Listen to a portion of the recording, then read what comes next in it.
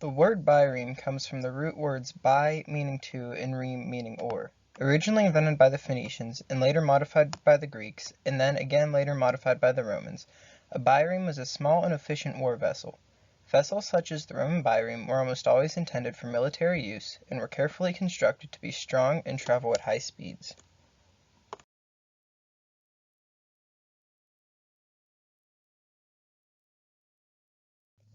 Biremes were generally 80 feet or 24 meters long and had a maximum beam width of 10 feet or 3 meters.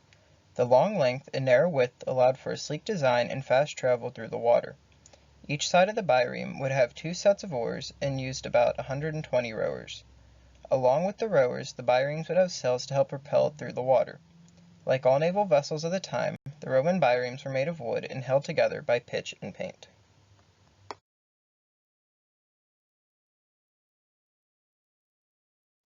The overall design of this vessel allows it to be very fast, but also very strong.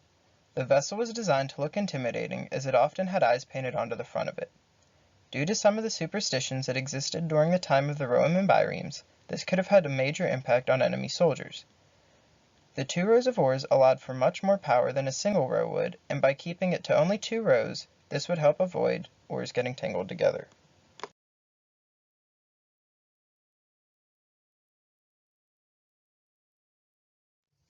While the design of the two rows of oars is a strength, more power can be achieved by adding more rows of oars, such as in a trireme. Triremes were more popular with the Romans because they allowed for larger vessels that could hold more soldiers. The biremes were very cramped due to the small size needed to make them lightweight and fast, and often lacked much storage room. To combat this, the Romans would have carrier vessels or supply ships follow the biremes.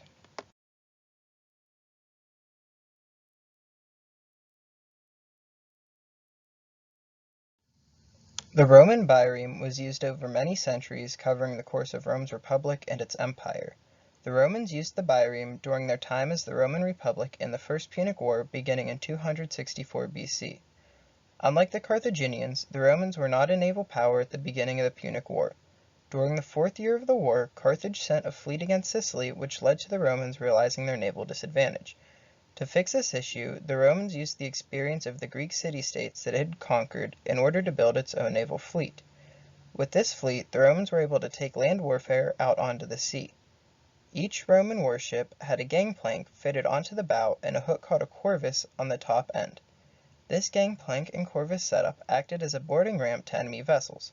Unlike the Greek or Phoenician versions of the bireme, which were intended to ram other ships with boarding as a backup option, the Romans wanted to ram and then board the enemy vessels. This new Roman fleet was very successful in the Battle of Mylae off the northeast coast of Sicily. The Romans had either captured or destroyed almost 50 ships and captured 10,000 men.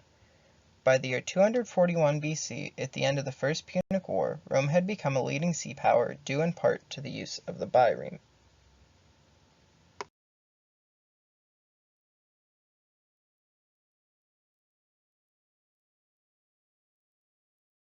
The overall fact that the Roman bireme was a warship showed the willingness of the Romans to go to war and to fight efficiently.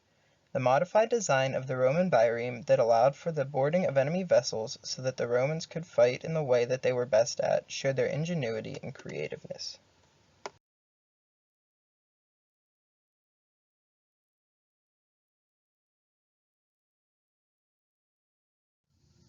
A major part of Rome's success, whether it was as a republic or as an empire, was due to its ability to use naval warfare to its advantage. By modifying the bireme to have a boarding platform, the Romans took advantage of what they were good at by fighting with hand-to-hand combat on the enemy vessel. Without ships like the bireme, the Romans would not have been as successful as a republic or as an empire.